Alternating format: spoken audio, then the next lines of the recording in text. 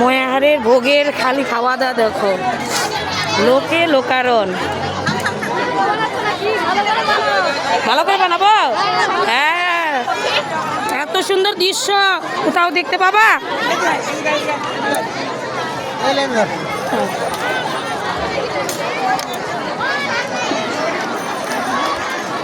লোক খালি দেখো, বাইরে যে কত লোক আছে তার ঠিক নাই। হ্যাঁ, 3 ব্যাস উঠলো।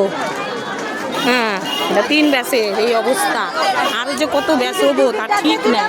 কতটা এলাকা জুড়ে খালি দেখো, বোঝা যাবে না আমার মোবাইলে। কালকে নিয়ে যেতেই দিব না থেকে, রাস্তাটা একদম বুকিং হয়ে গেছে। হাই হাই রে,